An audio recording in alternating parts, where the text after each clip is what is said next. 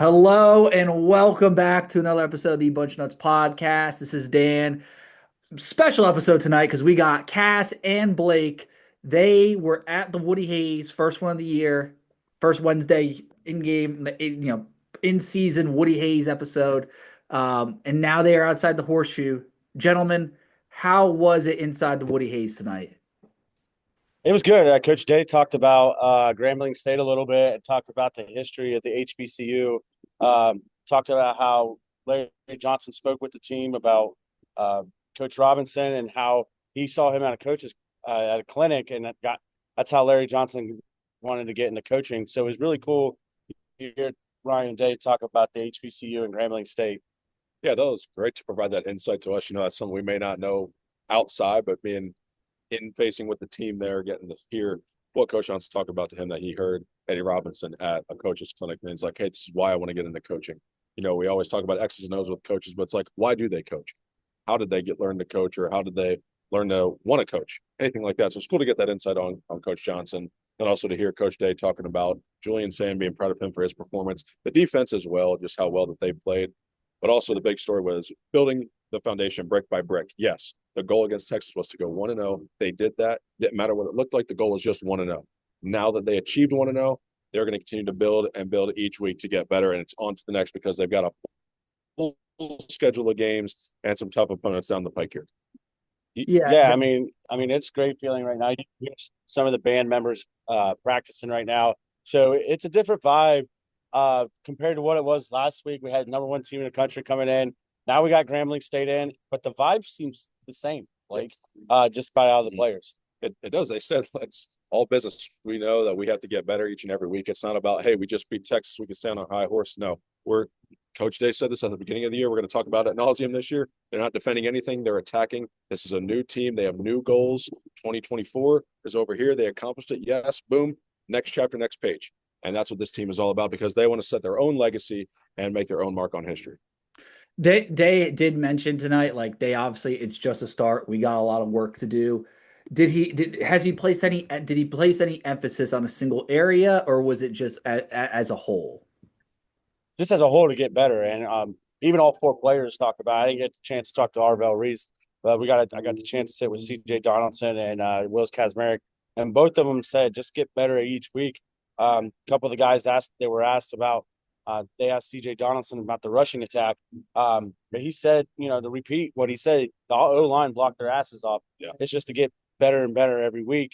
And that's basically what both Will Kazmarek and C.J. Donaldson said about the running game. Obviously, that's what people are saying. That's the effect. They only rushed for 2.9 yards carry. Obviously, Ohio State standards, that's not good, but against Texas, I think that's pretty darn good. Yeah, I mean, even both games against Texas, Ohio State didn't rush for over 100 yards in either of them, but they still found ways to win the ball game. They didn't become one-dimensional. They used the run game just enough to be effective. Julian saying with his arm just enough to be effective there was not helped by his receivers in some of those cases. Jeremiah had two of those drops. We know Max Clare famously on 4th and 2 with that. And then also you had Brandon as the slot favorite that was dropped right in the breadbasket. He just missed that one. Yeah. So look different there. But Ohio State did enough in the run game. They did enough in the pass game, and then they're going to continue to open up the playbook now. And that was the thing. It was a self-admittedly conservative game plan. It was limited for what they wanted to do for Sand in terms of what they were giving him. Now that they have moved past that game, they're going to open up that playbook a little bit more, and then they'll be able to take another step forward this week against Grambling, then Ohio, got the bye week, going into Washington. That's where you need everything humming, being in that environment, Husky Stadium. They did talk about Miles Crawley, the starting quarterback for Grambling State, how much of an athlete he is. Coach State and Coach Tim Walton forgot about it. We talked to Coach Tim Walton. Yeah. Coach Walton said we just got to keep that. He's an athlete. We just got to keep him in check. Our DBs got to keep playing. Just keep getting better. I really like what Tim Walton said about the younger guys at the DBs, and it talked about the quarterback and how we got to stay home and play our game. Yeah, absolutely. And Jalen McLean and Arvell Reese and Coach Walton both, all three really emphasized that. And talking with Jalen McLean too, he got asked multiple times, what's it like playing with a guy like Caleb Downs, who's such an intelligent football player? Sonny Styles, the same thing. And they all had the same thing to say. It's like having another coach on the field talking about how they diagnose plays, they're calling things out before the snap even happens, and just the asset that they are to that defense and how it makes everybody better. And then one of the things Arvell Reese loved the most about the game plan on Saturday against Texas with Matt Patricia was how he can move around and play a bunch of different spots. And he said we could just play fast, we could play free, and we get to move around, give a lot of different looks, and be a lot more multiple where compared to last year. Yeah, that was evident by Tony Girdman's Twitter post. We saw Arvel Reese first quarter, just he was everywhere. Um, Obviously this week though, like you said, change of tune. It's not change of tune, but it's um, Ohio State. Since November, the opponents have been Indiana, Michigan. We played Penn State in November. We played Tennessee, Oregon, Notre Dame, Texas, and then Texas again. This week it's Grambling State, who are 1-0 on the year. They won 55-7 against Langston. I did post the highlights on Twitter. Did Ryan Day give any did he point out any areas where, Grambling State could, be effective against the Buckeyes, or any players that might concern him on them, or did he give any thoughts on Grambling State as a whole? He actually did not. I'm sure tomorrow at his coach's call-in show, he'll address Grambling State a little bit more. Tim Walton actually talked about Grambling State more, talked about, again, the quarterback and stuff. But, like we said, like I said Sunday on our episode, and I'm going to say it again, and you could just tell, like, these guys aren't obviously not taking Grambling State lightly, but you could tell there's a different mindset. Yes, we're playing Grambling State. Yes, we get a chance to get other guys reps. Maybe Lincoln Cainholz can come in. It was good to see Devin Sanchez out there. Right. But this is a game this Saturday that Ohio State fans need. Like you said, Dan, you ripped off since November of last year when we played Indiana. It's been nothing but stress and high blood pressure for Ohio State fans. Sure has. Now we get a chance to play Grambling State, play OU, then get a bye week for the next 3 weeks before those tickers can start setting off again. Yeah, it's that exhale game It kind of is. program. And that's no disrespect to Grambling State. It's just, I mean, you're talking about you're playing games up here every single week for your last, 8 games, because you're including Michigan in there. They're not a part of that top 10 streak that has happened because they weren't ranked, and Ohio State did lose the game. But I mean, every single game from Indiana to Texas was you're sitting way up here, stress is through the roof. It felt like the biggest game of the world each and every week. It just only got bigger. And how did something get bigger than the national championship? 1 versus 2, 1 versus 3, right here in the Horseshoe to open up the season and continue that momentum from last year. Yeah, I mean, I'm going to go ahead, Dan. I'll go ahead and go to my keys to victory for Saturday. Go ahead, Dan. Before I was just gonna say, with Grambling State, obviously not a high stress game unless Ohio State pulls a Michigan and loses to an FCS team like App State. So it shouldn't be high stress. I just want to point out, because we have the guide from Jerry Emig. Ohio State has just played 4 FCS teams in the last 87 years. It was Youngstown State, 2007, 2008, and then they recently did it in 2023, and then Florida A&M in 2013, and then this year it's Grambling State. So this will be the 4th team in just 87 years, 4th FCS team. And Grambling State, though, they are a prestigious team. They are a prestigious HSBCU team. Like we said, Eddie Robinson coached there. Eddie Robinson was the most winningest coach of all time, and then he got surpassed by Joe Pa. And then, I will say too, I did get this comment on Twitter. Grambling State, awesome uniforms, and a great band. It's a rare team you get to see in the shoe if you're going.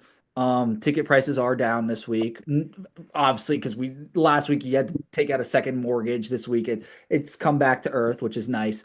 But yeah, Cass, I'm ready to do some keys to victory when you guys are. Yeah, I think my keys to the victory this week, Dan and Blake, are let's get our starters out quickly. Let's get them out quickly. Let's jump on Grambling State quick. Let's get them out. Let's get Lincoln Cainholz in, and then hopefully get Tavion St. Clair in there.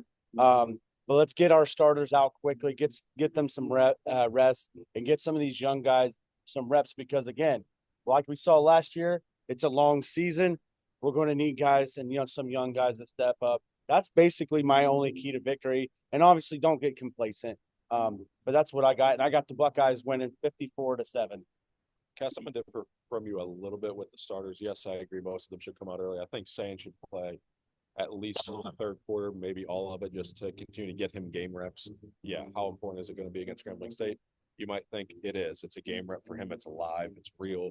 And I think he needs everything that he can get. just to have more football under his belt. Obviously, don't put him in harm's way. Don't do anything like that. Make sure he's having a clean pocket. Don't let him get hit. Don't let him run. Things like that. But make sure he's able to deliver the ball. Work with the different wide receivers. I mean, it'll be cool if he gets to get some work with Mylan Graham, who should probably see playing time this week, or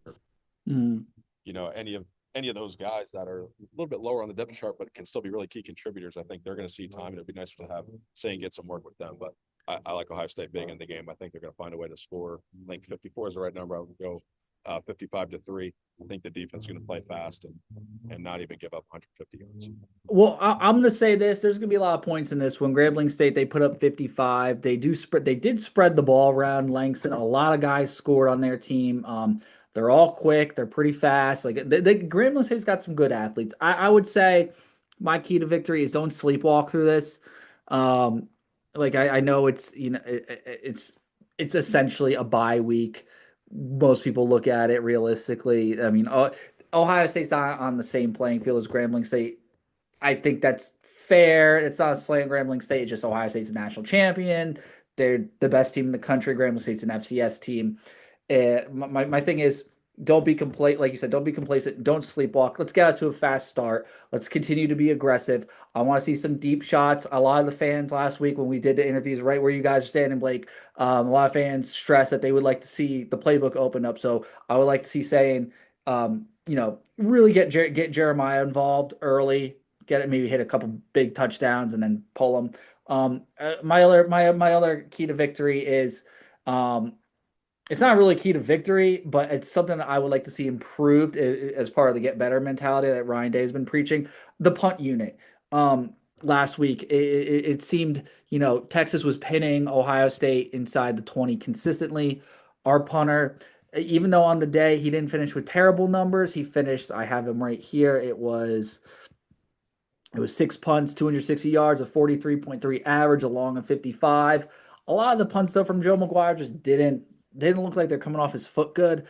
I would just like to see some improvement on the punting unit and even the punt return, and just not get pinned every time. I like to see that just so Ohio State can continue playing complementary football as the season goes on. Dan, we even watched McGuire in warm-ups, and we talked about it looked like everything was coming off his leg good. Yeah.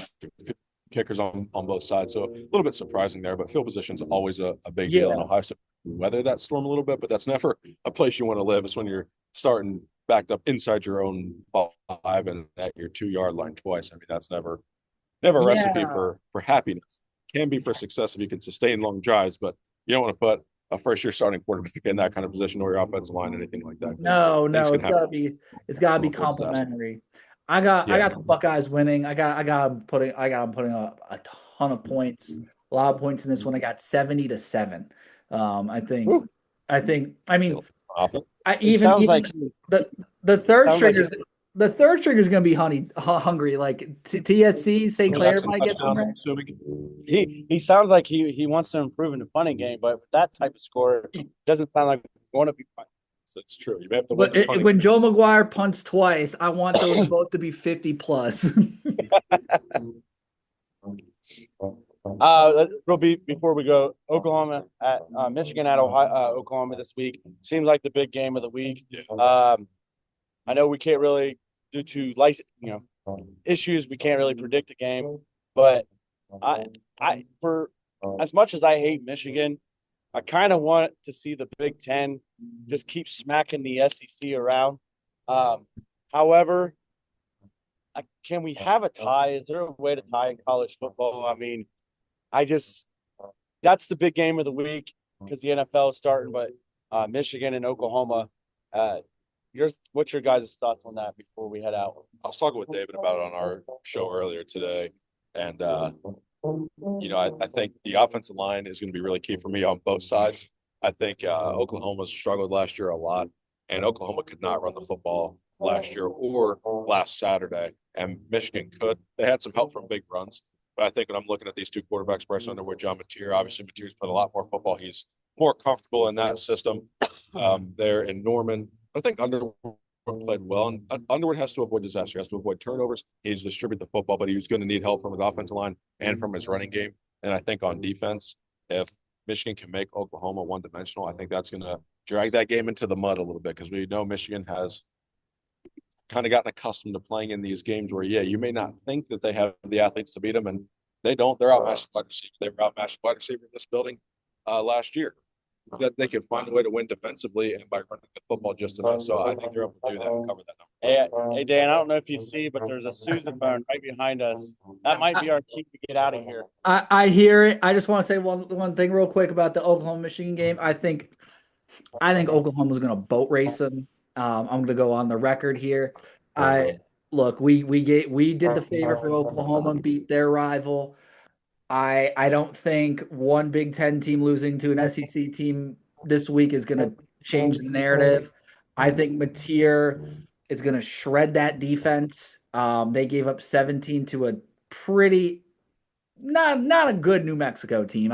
They're pretty void of talent. I think the Michigan defense has some work to do, and I think Venables is going to have some stuff ready for Underwood. Underwood had a nice start, but like this is big time college football. This is going to be a tough crowd, and then Sharon too. This is like a homecoming for him. I don't even know if his mind's on the like prepping. I think he's more excited just to go back to his alma mater. It kind of seems like. So I got Oklahoma. I got them just running away with this one. I'm not going to be surprised if this is a blowout. I'll stand on the table and say it. I don't care. Yeah, no, I think one quick note to that too. Just like Ohio State and Texas, LSU, Clemson, Notre Dame, Miami, we're all preparing for that game week 1.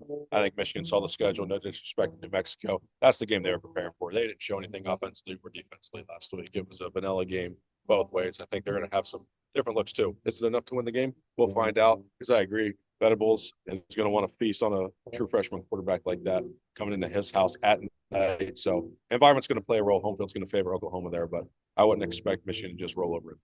Yeah, for sure. But gentlemen, that's all I got. They're about to do Script Ohio in the middle of our episode. So thank you everyone for listening to another episode of the Bunch of Nuts podcast. We will see you for a recap on Sunday or Monday, whenever we decide to do it. And then we will be back at the What Do You Mean cast next week to do our show there. Hopefully no audio problems this time. Yes. Go Bucks, gentlemen. Go Bucks. Bucks.